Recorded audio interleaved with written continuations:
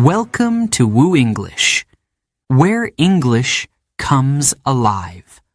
One story at a time. Are you ready to learn English with your heart? Not just with rules and grammar, but with feeling, with drama, with imagination? Then you're in the right place. In today's story, you will travel to a world few have seen. You'll meet Min-jun, a brave boy from North Korea who dares to dream of something bigger. You'll walk beside him through snowy streets, listen to whispers in the dark, and one day stand with him beneath a sky full of stars. This is not just a story. It's a journey. A journey of hope, of questions, of quiet courage. And every sentence, every word, will help you learn English naturally, with real emotion, real rhythm, and real connection. So, put on your headphones, open your heart, and get ready. Because the story is about to begin. And you? You're going to feel English like never before. Chapter 1. The Morning Bell. Whispers of the Wind, a story from North Korea. The bell rang. Not loud, not soft, just clear. Ding, ding, ding. Min-jun opened his eyes. It was still dark outside. The sky was gray. Cold air touched his nose. He pulled the blanket up to his chin, but it didn't help. His toes were still freezing. "Time to get up, Min-jun," his mother said quietly. Her voice was soft, like snow falling on the roof. He didn't move. Not yet. The bell was always the same. Every morning. The same time. The same sound. It came from the loudspeaker on the electric pole outside their house. It was the sound of morning. The sound of rules. The sound of life. Min-jun was 14 years old. He lived in a small village near the mountains. There were no big roads here. No cars, just bicycles and boots and dust. He sat up slowly. His father was already dressed. Dark pants, gray shirt, simple jacket. Always the same. "Let's eat," his father said. They sat on the floor around a low table. His mother placed bowls of soup, just a little rice, and some cabbage. They didn't talk much. Talking in the morning was not normal. But Min-jun's little sister, Ji-eun, was smiling. She was only 6. "Appa," she said, "I had a dream." Min-jun smiled. "What kind of dream?" She whispered, "I was flying, high above the trees, and I could see everything, even the city, even—" His father looked at her, quiet but sharp. She stopped talking. Silence. Then the bell rang again. "Time to go," Min-jun's father said. Outside, the air was colder. Min-jun pulled his coat tighter. The wind touched his face like ice. He walked to school. It was not far, just 10 minutes down a small road. Other children walked too. No one laughed, no one ran. Everyone wore the same clothes, black shoes, white shirts, red scarves around their necks. The red scarf meant You are loyal. That's what the teacher always said. On the walls of the school, there were posters, big, bright, colorful, faces of smiling leaders, children with flags, soldiers marching. One poster said, "We are strong together." Another said, "Obey, learn, and love your country." Min-jun looked at the posters. Every day they were there. Every day the faces smiled. But they didn't feel real. At school, the teacher spoke with a loud voice. "Today, we learn about history," she said. "The great history of our nation." She opened a book, the same book as yesterday, and the day before. Min-jun sat in the back. He looked at the window. Outside, the trees moved in the wind. He wanted to draw them. To draw their long arms, their shaking leaves. But drawing trees was not in the book. So he sat still. He listened. Words came and went, strong words, words about heroes and sacrifice, about honor and duty, about loyalty. Min-jun didn't move, but his heart was not in the room. It was outside, flying with the wind. After school, Min-jun walked home with his friend, Tae-yang. They didn't talk much, just steps, just snow under their feet. But today, Tae-yang whispered, "My uncle came from the city last night." Min-jun turned. "Really?" Tae-yang looked around. No one was near. He said, "People are hungry there, more than here." Min-jun nodded slowly. "That's not in the news." Tae-yang's face changed. He also said he heard something about outside. Min-jun's heart jumped. Outside where? But Tae-yang didn't answer. They reached the edge of the village. Tae-yang turned left. Min-jun turned right. They didn't say goodbye. At home, Min-jun's mother was cooking again. Boiled roots, a little soup.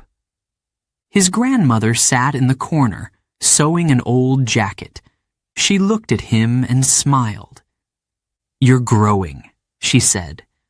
"Soon you'll be taller than your father." Min-jun smiled.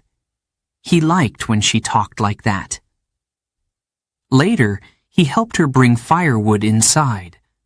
As they stacked the wood, she whispered, "Did you know, Min-jun, long ago, we could listen to music from other places?" He froze. "Music?" "Yes," she said, smiling, "with strange instruments, and people singing in different voices. It was like magic." Min-jun stared at her. "Is it true?" She looked at the door, then back at him.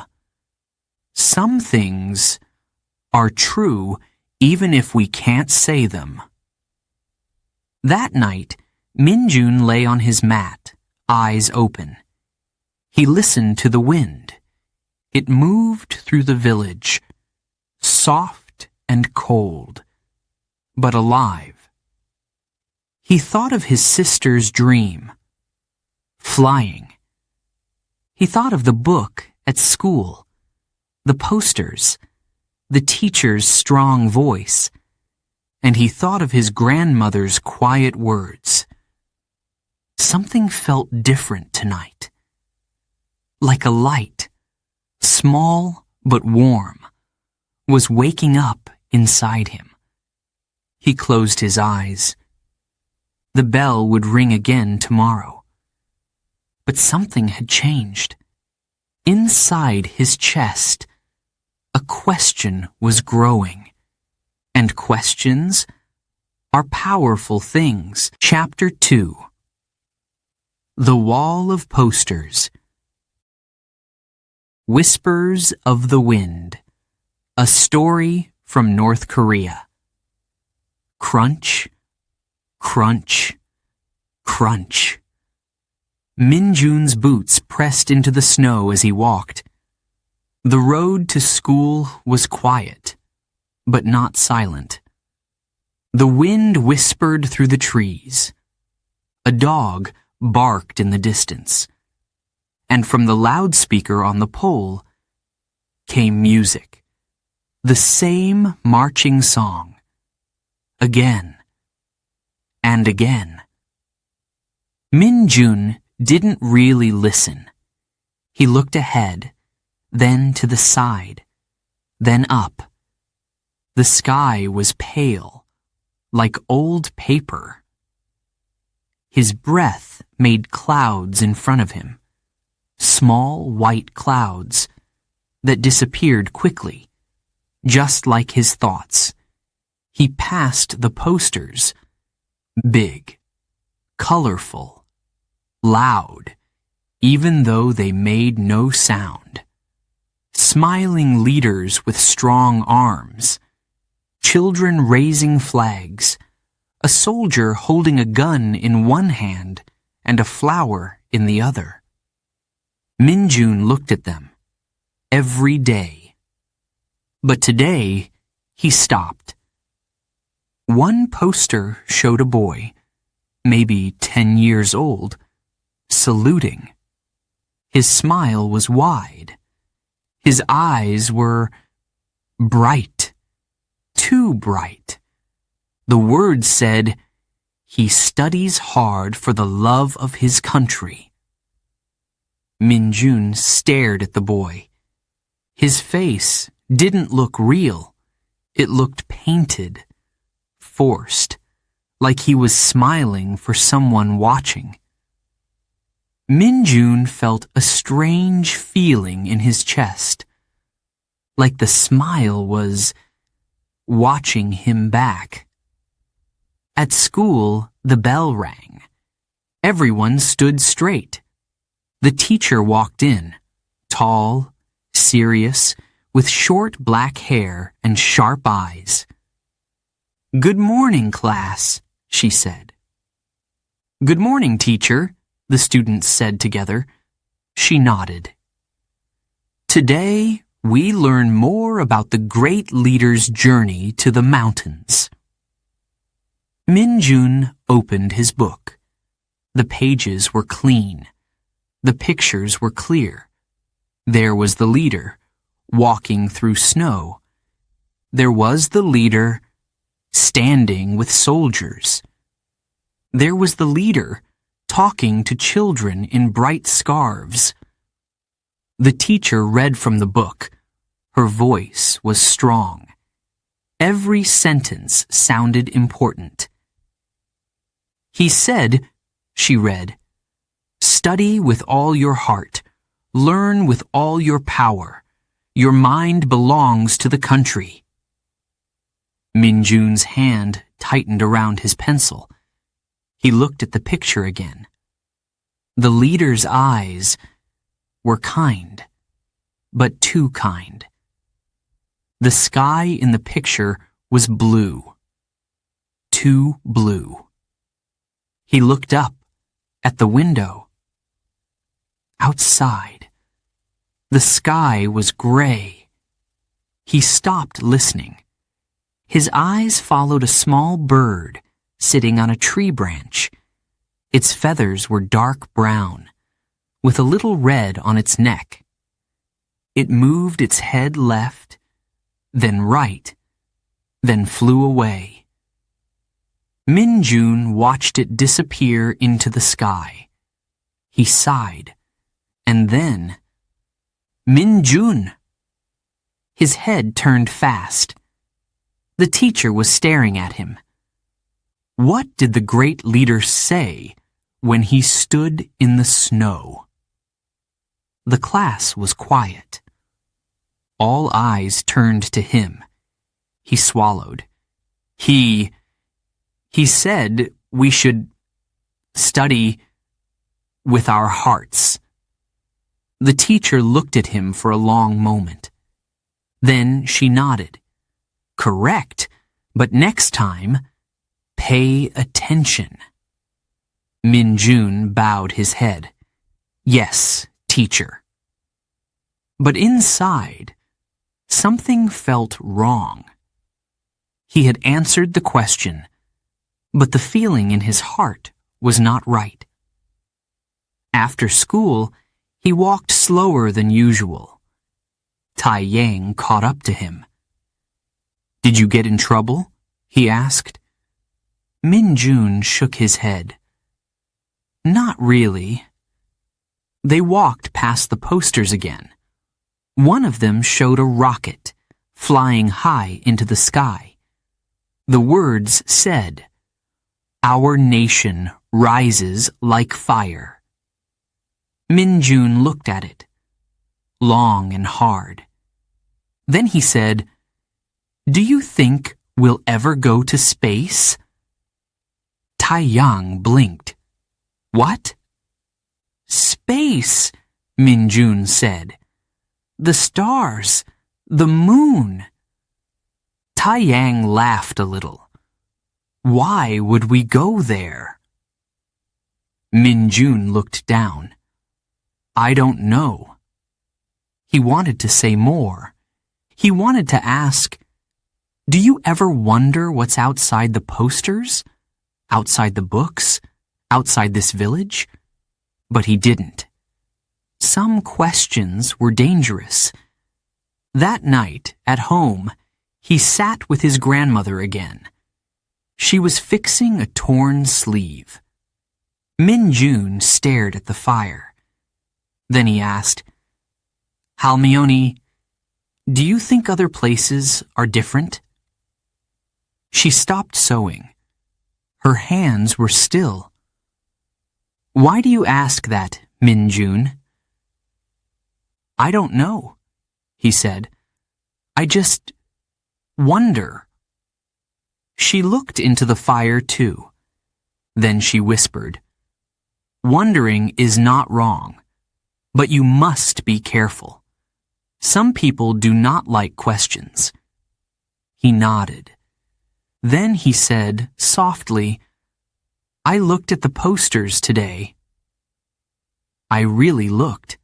They felt strange.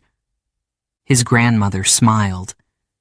You are starting to see, she said. See what? That sometimes things are not what they seem. Later, in bed, Min-jun stared at the ceiling. The light from the fire was soft, dancing on the walls. He closed his eyes. He saw the smiling boy on the poster. He saw the rocket flying up. He saw the bird flying away into the gray sky. And he asked himself quietly, Is there more? Chapter 3 Secret Words Whispers of the Wind, a story from North Korea. The fire was small that night. Just a few yellow flames dancing on black wood. The house was quiet. Too quiet. Min-jun sat near the wall, legs crossed, arms wrapped around his knees. His little sister was already asleep, breathing slowly, her tiny hands curled like leaves. His parents were outside, talking softly near the shed. Only his grandmother sat with him. Sewing again. The same slow stitch, in and out, in and out. But then, she stopped. Min-jun looked at her. Her eyes were not on the needle anymore. They were staring into the fire. The flames moved, and something in her face changed, like a memory had opened. He waited, and then she spoke. "Min-jun," she said softly. He looked up. "Yes, Halmione?" She didn't answer right away.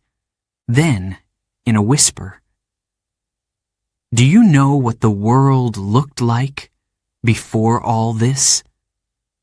His eyes grew wide. "No," he said. She leaned closer. Her voice dropped lower, almost like the wind.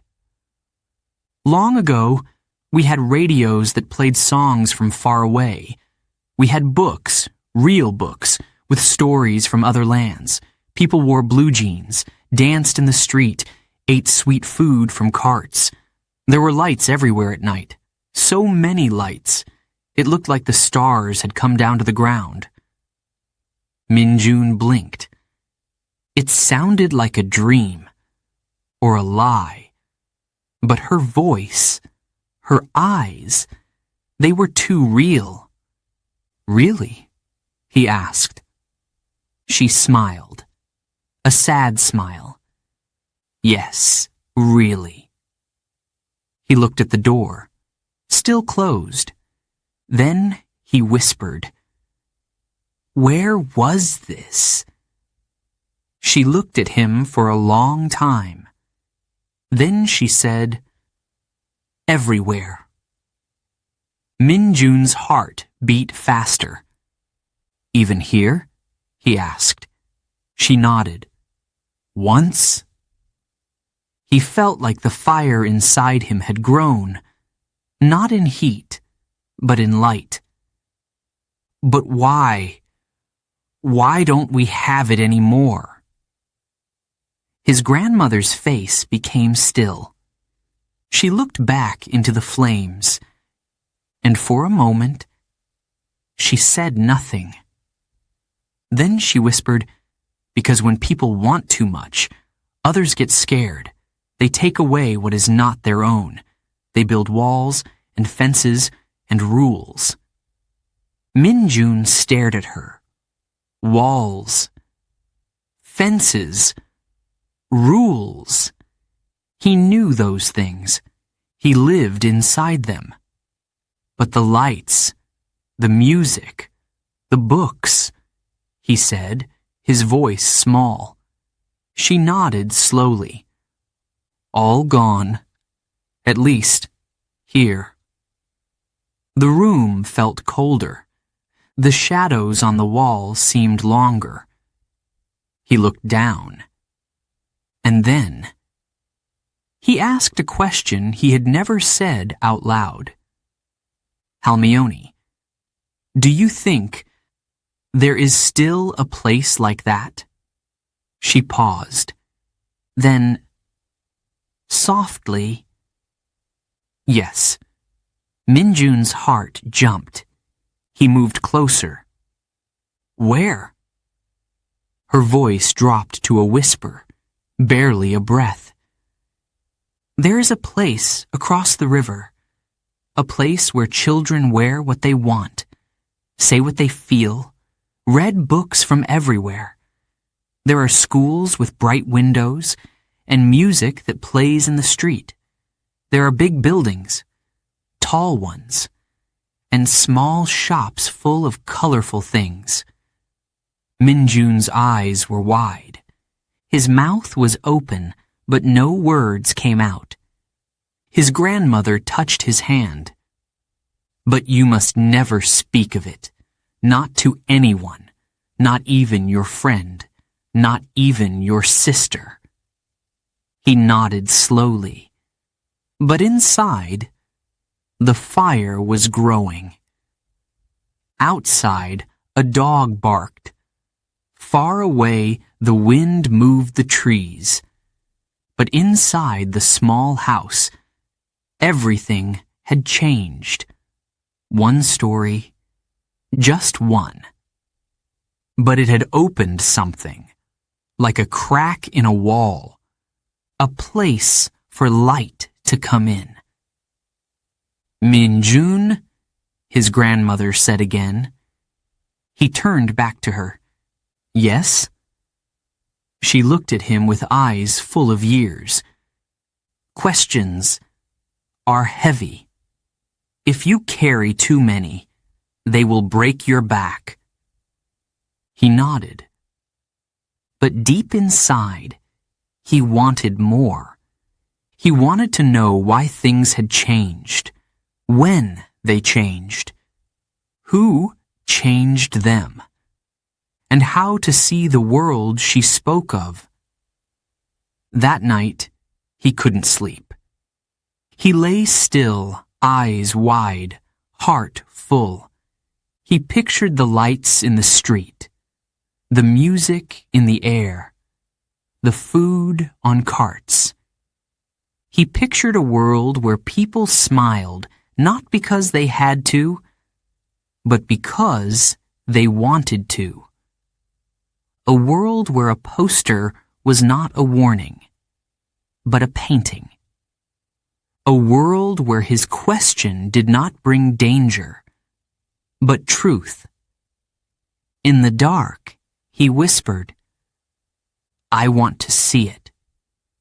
And the wind, blowing softly through the cracks in the window, did not say no. Chapter 4. The Shadow Room. Whispers of the Wind. A story from North Korea. It was market day. Min-jun held his father's hand as they walked through the center of town. The road was hard, packed with ice and dirt. Their boots made sharp sounds on the ground, crack, crunch, crunch. They said nothing. No one did. The town was full of people, but it was quiet. Only voices from the loudspeakers filled the air, marching songs, proud speeches, and promises that always sounded the same. Min-jun's father looked straight ahead. His face was calm, but serious. He walked quickly, holding a bag under one arm, empty now, but soon it would carry rice or maybe beans, if they were lucky. Min-jun followed closely. He wasn't sure why he was coming today. Usually, he stayed home. But this morning, his father had said, "Come with me." No smile. No reason. Just a look. Min-jun didn't ask why. The market was not big. Just a row of stands, some made of wood, some only blankets on the ground. Women sat behind them, selling small things. Dried roots, shoes with holes, potatoes, 1 or 2 fish. People moved slowly, their eyes always watching. No one laughed. No one shouted. It felt like the air was waiting, holding its breath. Then, it happened. 3 men walked into the square. Black coats, black hats, no smiles.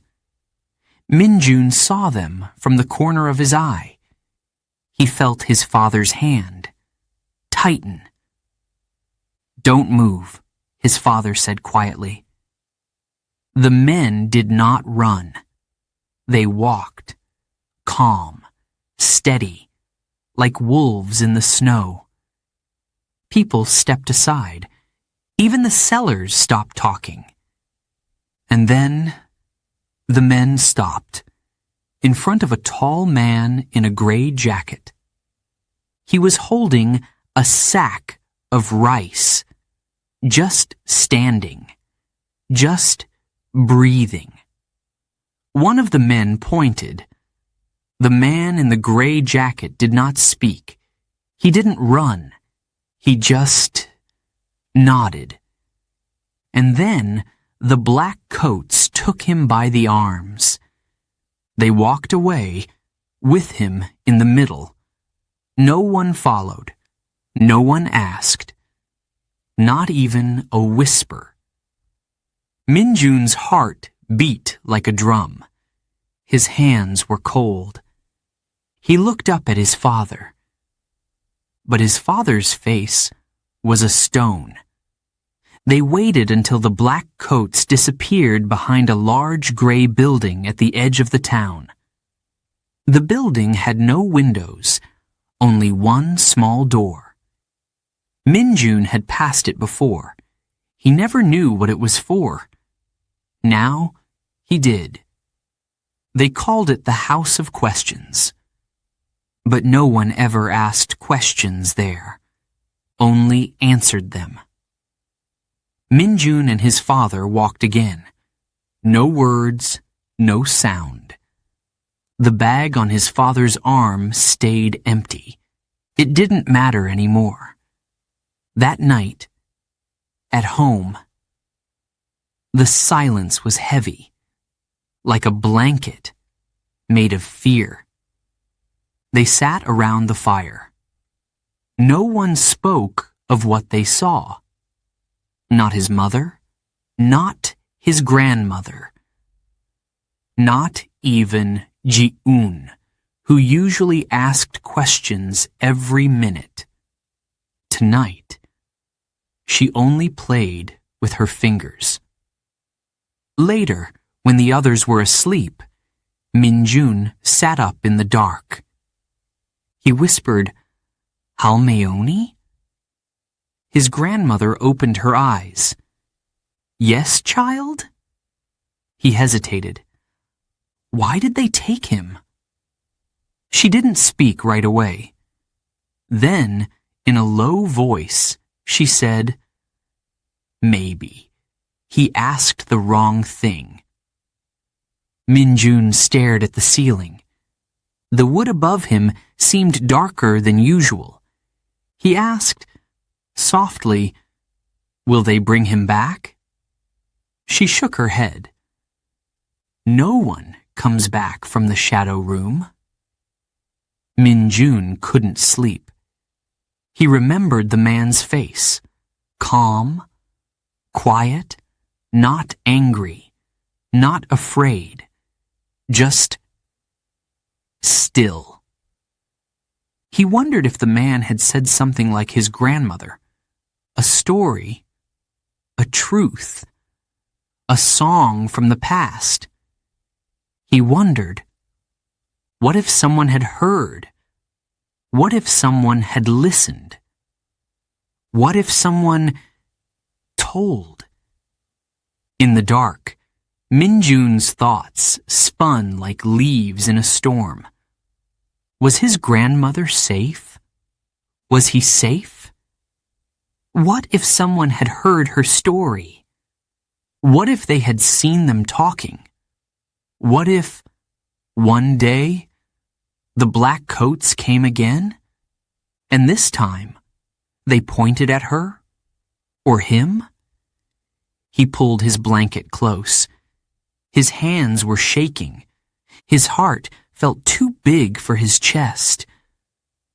But deep inside, beneath the fear, beneath the silence, was something else. Not a voice, not a word, a flame. Chapter 5. A Book Under the Floor. Whispers of the Wind. A story from North Korea. The storm had come quickly. Wind howled through the cracks in the window. Snow pushed against the door like a cold, invisible hand. Inside the house, the fire burned low. Minjun sat near it, his knees pulled close, a blanket around his shoulders. The others were sleeping. His mother, curled beside the wall. His father, quiet and still. Ji-un, a small shape under thick covers. And Halmione, her soft breathing like a song. Min-jun couldn't sleep. Not after the shadow room, not after the silence. His thoughts were loud. His chest felt tight, full of questions he couldn't ask. So he stood. And slowly, carefully, he walked to the old part of the house, where the floor creaked and dust lived like forgotten time. There was a corner, dark, quiet, half covered by a basket full of thread. He didn't know why, but something pulled him there. He moved the basket. There, beneath the wood, was a small board, loose at the edges. His fingers reached down, slow and nervous. He lifted it. Underneath, something wrapped in cloth. He took it out. His heart was beating fast now. He unwrapped the cloth, and there it was. A book. Not one of the red books from school. Not a history book. Not a lesson. This one was old. The cover worn, the pages soft with time. But the letters were different. Strange. English. He opened the first page. A city. Tall buildings made of glass. Lights shining in the night. Below the picture, strange words. He couldn't read them, but he didn't need to. The pictures were enough. He turned another page. A boy, in jeans, eating something round with cheese and red sauce. Next page. A woman walking down the street, smiling, wearing yellow shoes and a purple coat. Next page. A park full of people, dancing, playing music, laughing. Min-jun's mouth opened. His hands shook. His eyes couldn't stop looking. He had never seen jeans before. Not real ones. Only in stories whispered by Halmione. And now, here they were. Smiling faces. Skies full of color. Streets with trees and bridges with lights. Freedom. Printed on every page. Suddenly, he heard a creak. He froze. Footsteps. He closed the book fast, heart racing. The cloth wrapped quickly around it. He slipped it back under the floorboard, replaced the wood, pulled the basket over. Then he turned. Min-jun? It was Halmione. She stood in the doorway, her voice sleepy, but sharp. What are you doing? He swallowed. Just looking for something. She stepped closer. Her eyes were dark, but not angry. She looked at the basket, then at him. You found it, didn't you? She whispered. He hesitated. Then he nodded. She sat down beside him. The firelight touched her face gently. I hid that book before your father was born, she said. Min-jun's eyes widened. It was your great-uncle's. He worked near the border, long ago. He found it, brought it home, and we all looked at it, at night, like it was gold. She smiled. Just a little. Then the rules changed, and the book became dangerous. We couldn't throw it away. We couldn't read it, so I buried it under the floor. Min-jun whispered, "It's beautiful." Halmayoni nodded. "Yes, it is." They sat together in silence. Just the fire, the wind outside, and the weight of dreams between them. Then Min-jun asked, "Why did you never tell me?" She looked at him. "Because books like that make you think. And when you think too much, you ask.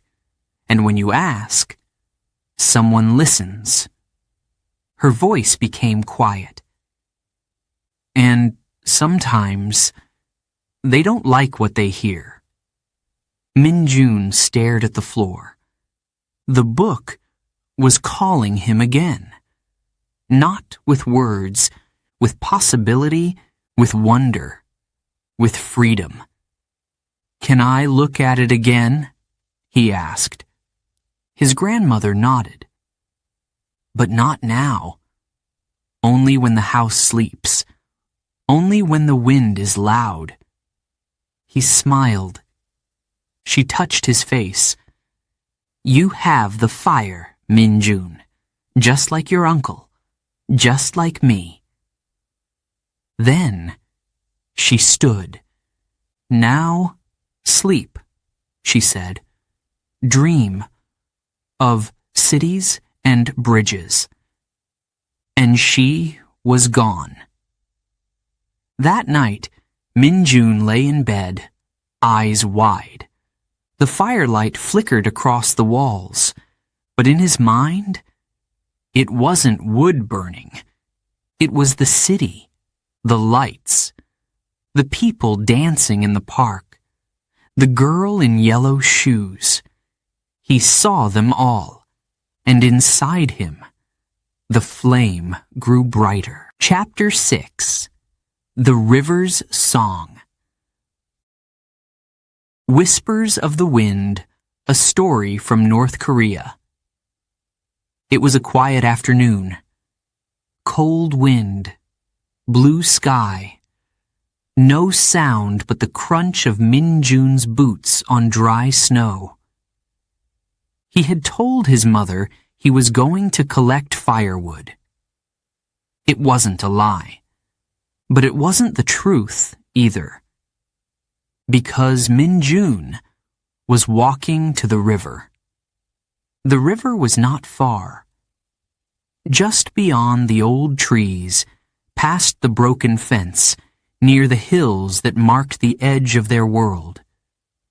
No one said it was the border. No one had to. Everyone knew. The trees stood tall and silent. The air grew sharper the closer he came. His breath puffed out in little clouds. The sound of water, soft at first, then louder, and then he saw it. The river. It was wide, deep, and fast. Its surface moved like silk, gray silk, smooth and cold. Min-jun stood at the edge, behind the bushes. He didn't step closer. Even from here, the water felt alive, like it was watching. He listened. At first, there was only the wind. Then, laughter, far away, from the other side. Min-jun froze. He waited, and then he heard it again. Soft voices, music, a strange rhythm, and something he had never heard before. Joy. His eyes searched the far shore. Through the trees, he saw lights, not bright, but warm, yellow, software moving, like a town, breathing quietly. Then he heard it, a voice singing, not like the marching songs from the loudspeakers. This one was soft, gentle. A woman's voice. He couldn't understand the words, but he didn't need to. The music spoke to him in a way no lesson ever had. It wrapped around him like a blanket. He stepped closer to the edge. The river's sound grew louder. He looked down. The water moved quickly, cold, dark, full of secrets. But still, he wanted to cross, even though he knew the stories of people who tried and never came back, stories of guards, dogs, punishment, stories whispered late at night when only the brave or the foolish spoke at all. He looked across again and whispered, "Is it real?" A small wind answered, brushing his face like a mother's hand. He closed his eyes, and for a moment, he was there, across the river, walking in a place where music played in shops, where books were open to all, where people danced in parks and wore colors as bright as birds. He smiled. Then, snap, a branch. Behind him. He turned fast. Nothing. Just the trees. But his heart was racing. He took a step back from the edge. Too close. Too long. He turned to leave, then stopped. He reached into his pocket and pulled out a small stone. Smooth, round. He looked at it, then at the river. And gently, he threw it. Plop. It disappeared, like a secret. He walked home quickly. The wind felt colder now, the trees taller, the silence heavier, but inside, the music stayed. That night, he couldn't eat. He couldn't sleep. He lay on his mat, eyes open.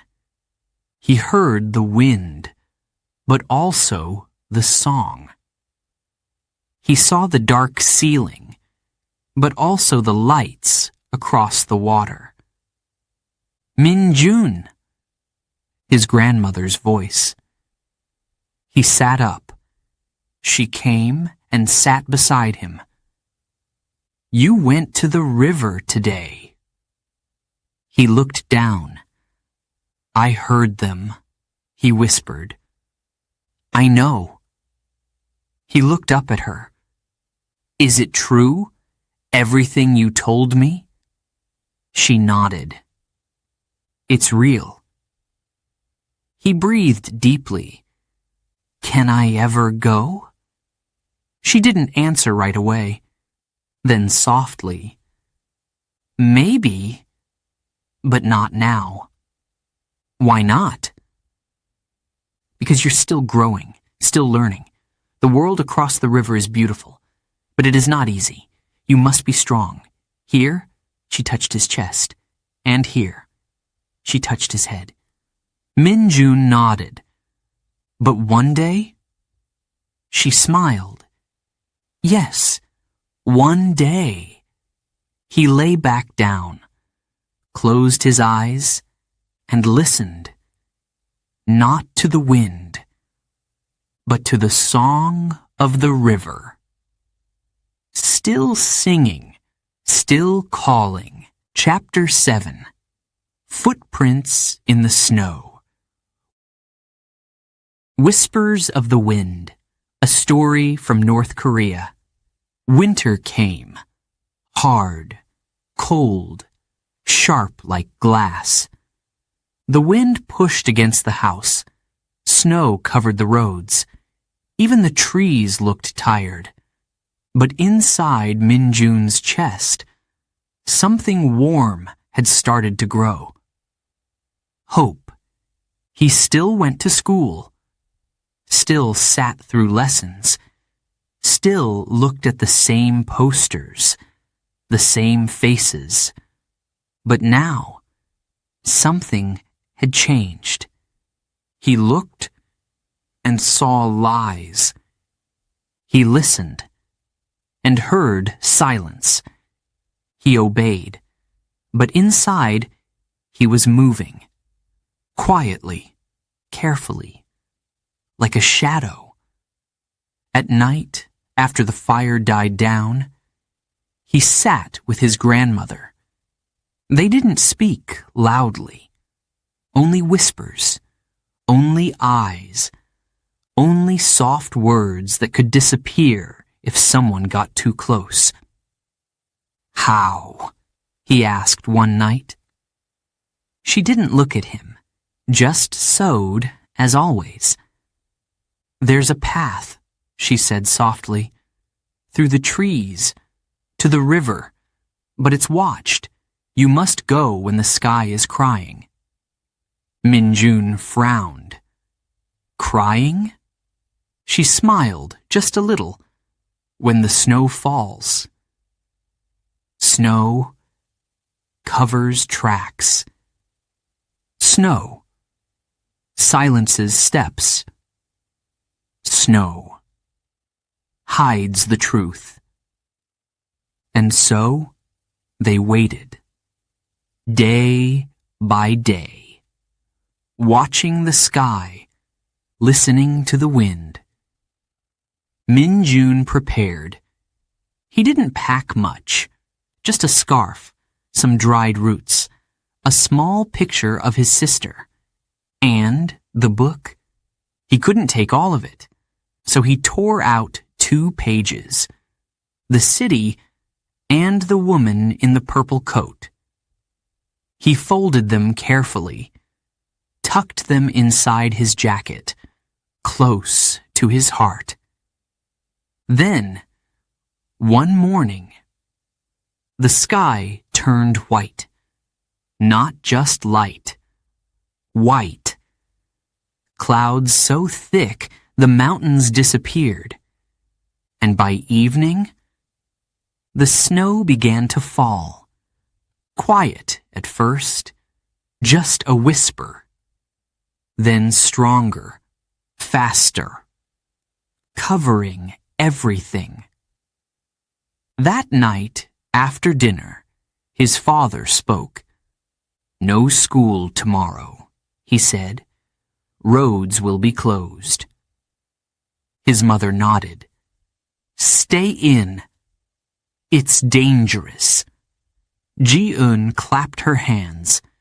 "Snow day." But Min-jun said nothing. He helped clean the bowls. He kissed his sister's head. Then he went to bed and waited. Hours passed. The house was dark. Only the sound of the wind and the soft breathing of his family. Min-jun sat up. His hands were shaking, but his heart was steady. He dressed slowly. Layers of old clothes, socks, gloves. He opened the loose floorboard, took the pages, took the roots, closed it again, then crept to the door. There, in the shadows, stood Halmione. She said nothing, only looked at him. Then, quietly, she reached into her pocket, pulled out a small cloth bundle. "Inside," she whispered, "is a piece of rice cake and a button." He frowned. A button? It belonged to my brother. He wore it the day he crossed. Minjun stared at it, then took the bundle with both hands. She leaned close, whispered, "Run fast. Don't look back." He nodded, then opened the door, and stepped into the night. The snow was falling thick, heavy, cold, but soft. It covered the road like a blanket. Every tree, every roof, every path, hidden. Perfect. He moved fast. Through the trees, past the broken fence, toward the hills, toward the river. His heart beat like a drum. Every step felt loud, but the snow caught the sound. The world was still. The only trace he left were footprints, white on white. He remembered Halmeoni's words. Follow the edge, find the big tree, turn left, then down. He moved like a ghost, like a dream walking through snow. And then he saw it, the river, wide, dark, and waiting. Minjun crouched behind a tree, looked across. No lights tonight, no voices, but he knew they were there. He took a breath, stepped closer, then snap! A branch behind him. He froze. His breath caught in his throat. Had someone followed? Was there a guard? A dog? Nothing. Only snow. Only trees. Only wind. Still, he didn't wait. He moved to the edge, pulled off his shoes, tied them around his neck. The water would be cold, but he had no choice. He looked up. The sky was crying, white tears falling fast. He looked down, then stepped in. The water hit like fire, burning cold. His breath shot out. His body screamed. But he kept moving, step after step, halfway. The current pulled, but he pushed back. Thought of Ji-yoon, thought of the book, thought of the lights across the water. One more step, and another, and then his foot touched rock. Solid, he fell to his knees. Snow met him like a friend. He had crossed. He looked behind him. His footprints, already fading. Chapter 8. A New Sky. Whispers of the Wind, a story from North Korea. The stars. Minjun had never seen them like this. Bright, endless, like diamonds spilled across the sky. He stood in the snow, clothes wet, hair frozen, chest rising with fast breaths. He was shaking, but he was smiling.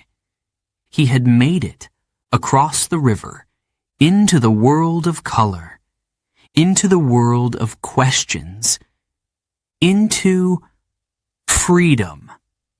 But freedom was not easy. A man found him that night, in the trees, on the edge of a road. He wore a thick jacket with strange letters on it. His eyes were kind.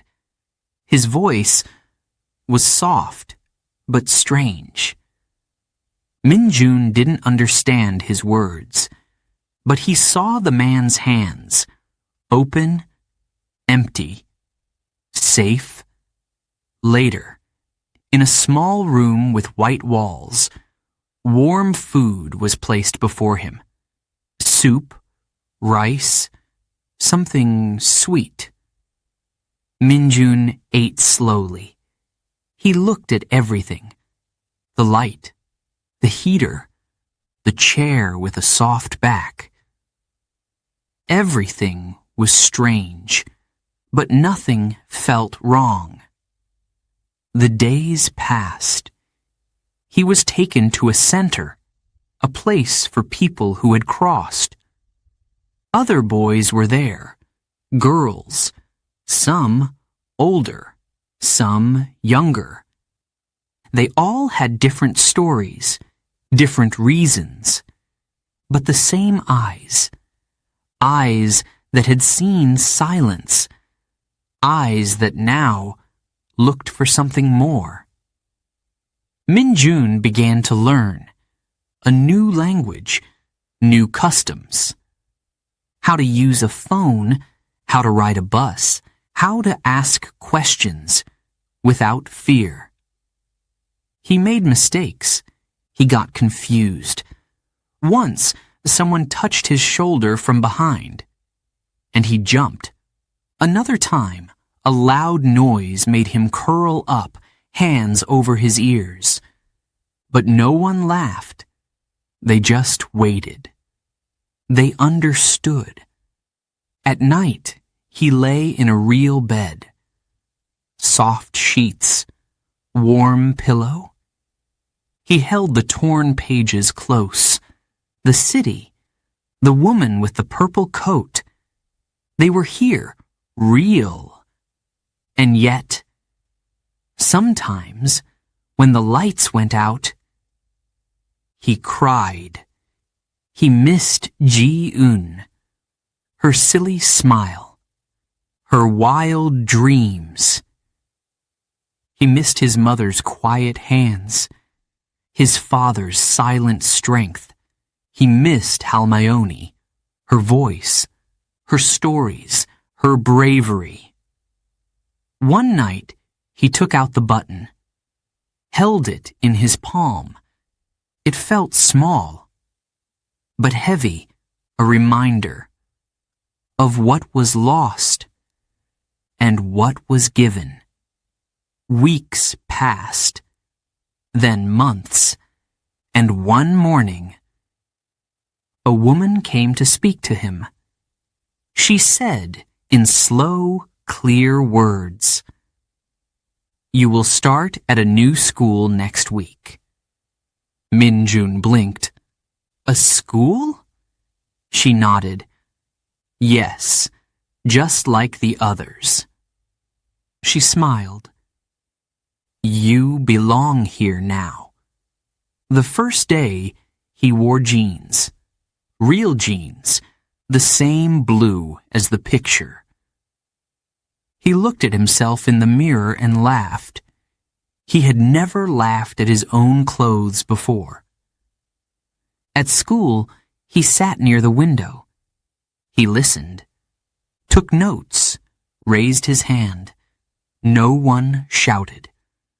No one made him recite words he didn't believe.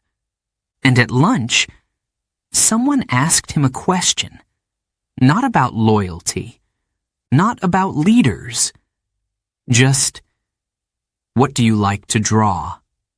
And he smiled. That night, he walked outside, alone.